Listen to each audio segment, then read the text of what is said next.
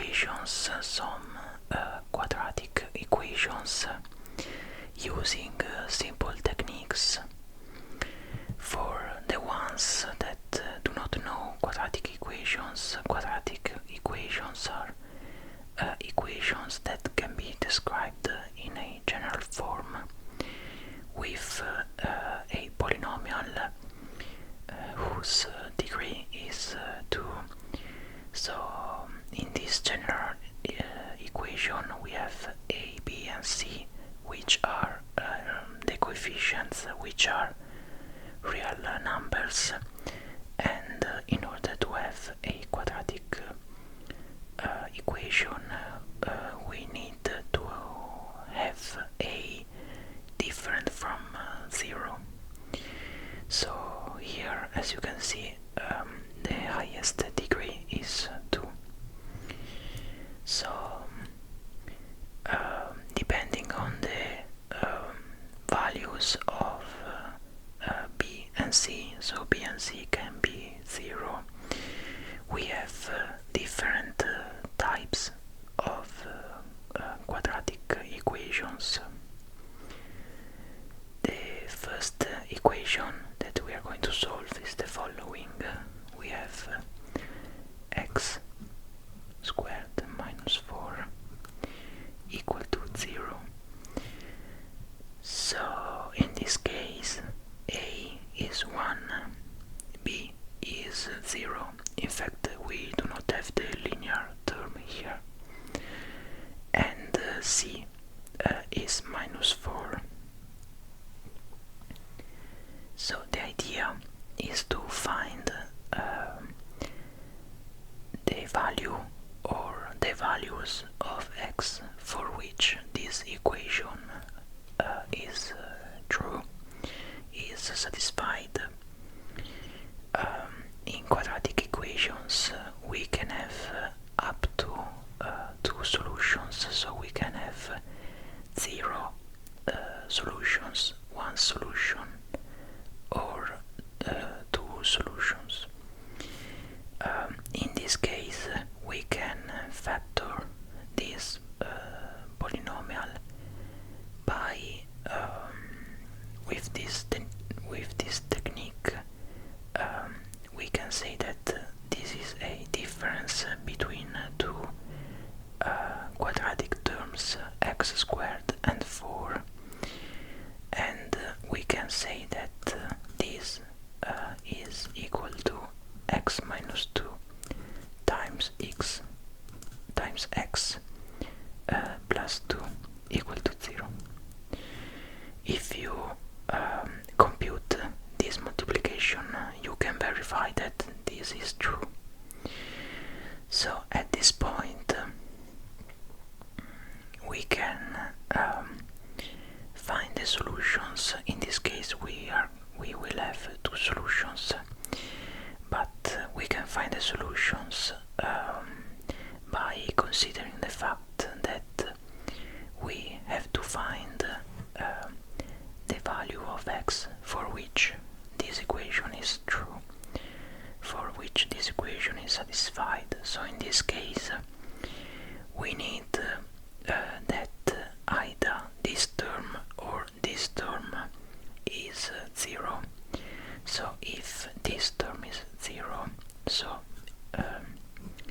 in the first case, if x minus 2 is 0, it means that x is equal to 2. So 2 is the first solution of this equation. So in fact, if we put this value in the equation here or here, we can see easily that the equation is true. The second case is when this term is 0. So when x plus 2 is 0, so that means that x has to be minus 2. So this is the second solution. The second solution of our equation. So that means that we found, as we expected, 2 solutions 2 and minus 2. So the solutions in this case we can write that are plus and minus 2. So first equation, to warm up a little bit. The second equation is again an equation in which the linear term isn't there. So the second equation is x squared plus 3 equal to 0. So in this case we have no solutions. Since we have x squared, which is a positive number, or let's say this term cannot be negative because it can be 0, plus 3 equal to 0, but it's I think straightforward to say that here we do not have any solution because there is no x, so there is no real value for which its square plus 3 is equal to 0. So basically there is no real number for which x squared plus 3 is equal to 0. So in this case we do not have any solution. We have no solution. So the set of solutions is basically zero. Example is the following. We have 3x squared plus 5x equal to 0. So in this case we have that a is 3, b is 5, and c is 0. So in this case we can solve the equation by factoring these two terms, and we can factor x, and if we write x here, we have in parentheses 3x plus 5 equal to 0. So as we factored these two terms, now I think it's easy to find the solutions. In this case we will have two solutions. So in this case we have that x multiplies this term, and we want that this multiplication gives us 0. So that means that at least one of these two terms has to be 0. If the first term is 0, it means that x is 0. So 0 is the first solution of this equation. In the second case is the case in which this term is 0. So that means that 3x plus 5 is 0. And in order to beat 0, in order to obtain 0, we have to write x equal to minus 5 third. So this is the second solution, and that means that we have two solutions, 0 and minus 5 third. Okay, so we saw basically two kind of quadratic equations. The equations in which b, the linear term, is 0, in which we basically can have two solutions, as in this case, and the case in which c is positive. In this case c was plus 3, but if c is positive and a is positive as well, we do not have any solution. The first equation was an equation in which c is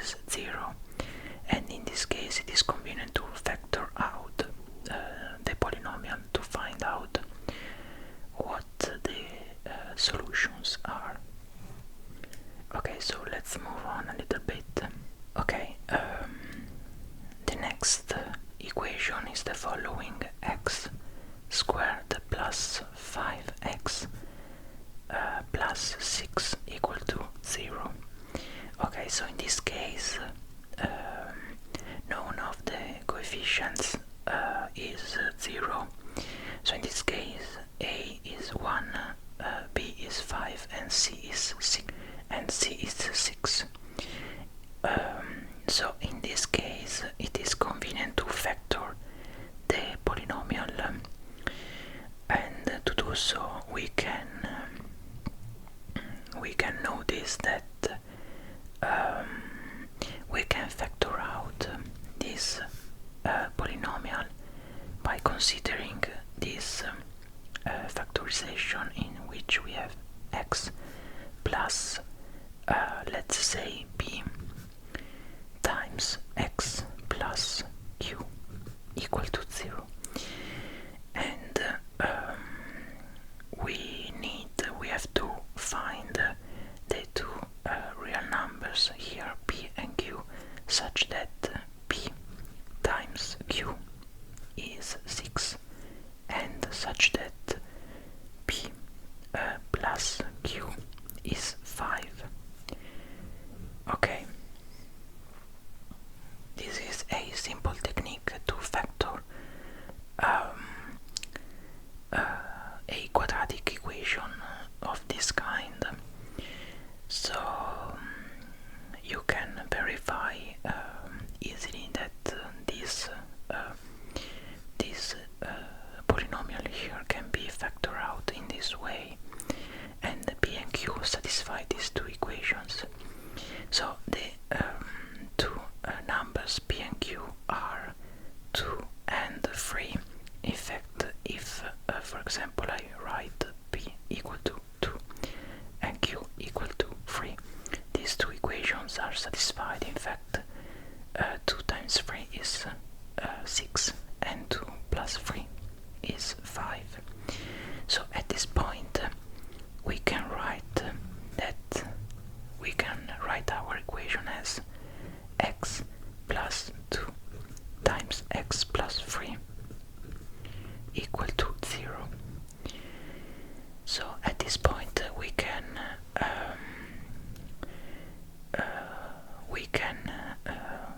solve the equation considering what we said previously. So again we need that at least one of these two factors is 0 in order to obtain 0. So that means that either x plus 2 has to be 0 or x plus 3 has to be 0. So if x plus 2 is 0, it means that x has to be minus 2, and as far as this case is concerned, we have that x has to be minus 3. So that means that minus 2 and minus 3 are the two solutions of this equation, and that means that we can write S, so the set of solutions, as minus 3 and minus 2.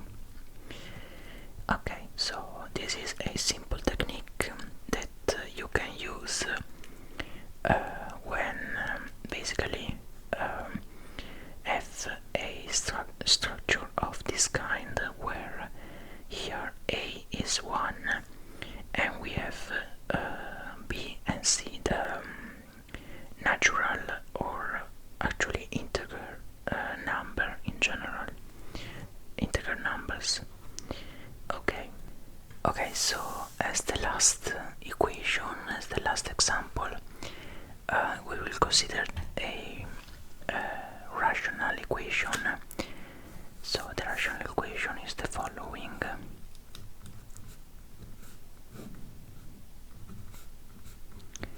x over 5 equal to 5 over x minus 10. So this is the last equation, and notice that x in this case is here in the denominator. So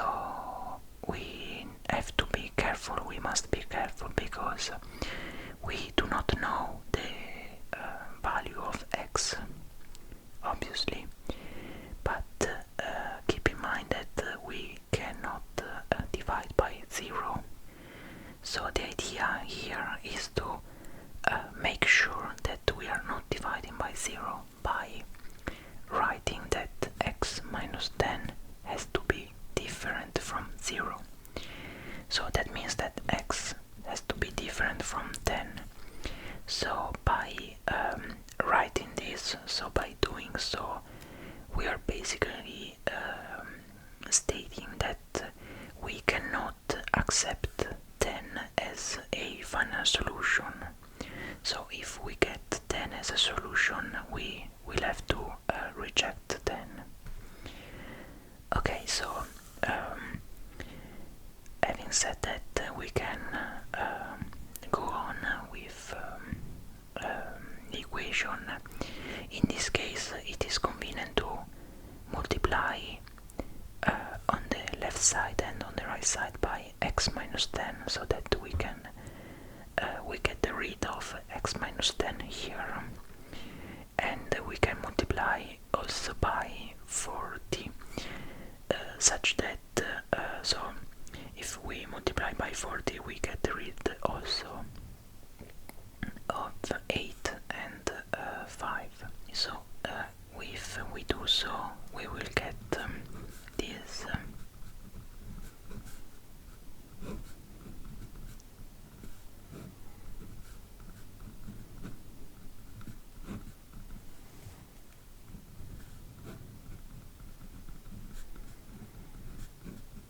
okay. We can cancel here x minus 10 and x minus 10, and then we have to multiply these terms, and we will get 40 over 8.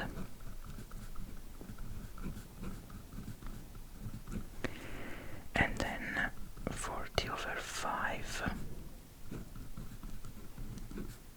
times x, and then here we get 5 times 40, which is 200. Okay, so if we move on, we will get 5 here and here 8, and then we have to multiply these terms and these terms, and we get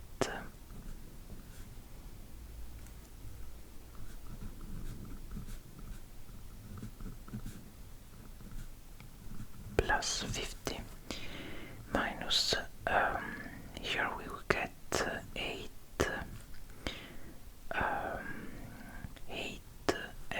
x squared, and then plus 80 times x equal to 200. Okay, so this would be 15 minus 15, so here we get minus 75x plus 250 minus 8x squared plus 80x equal to 200. Okay, so at this point we can highlight x squared here and x squared here, and x here and x here. So we have to sum 5 and minus 8, which is minus 3 x squared, and then we have minus 75 plus 80, which is plus 5x, and then we can move 200 here to the left side of the equation,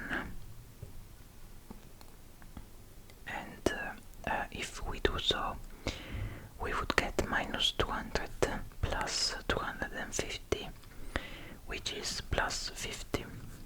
Okay, so this is the final form of our equation. In this case, a is minus 3, b is 5, and c is 50. We can also change the sign, so we can write minus 50.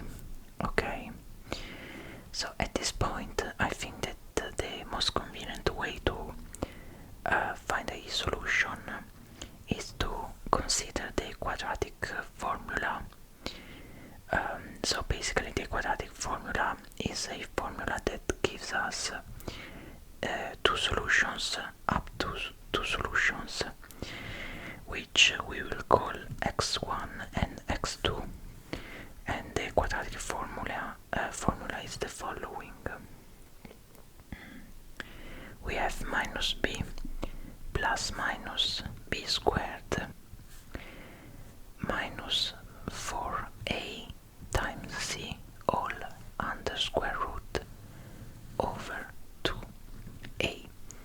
So basically the quadratic formula gives us up to two solutions, x1 and x2, depending on the value of these terms, of this term under the square root.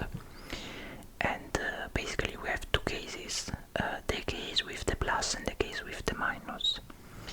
So in our case, a is 3, b is minus 5, and c is minus 50.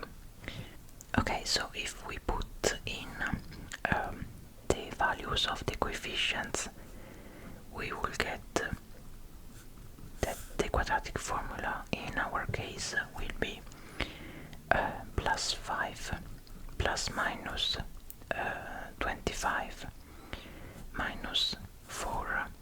Actually here we will get a plus because c is negative. 4 times 3 times 50 all under square root over 2 times a, so in our case 6. So here we will get 25 plus this, so 50 times 3 is 150. 150 times 4 is 600, and so the final result will be 625 under square root and then over x over 6. So at this point the square root of 625 is 25, so we get this result. So we can say that the first solution, x1, for example x1 could be the solution with the plus, will be plus 5 plus 25 over 6, which is 30, over 6, which is 5.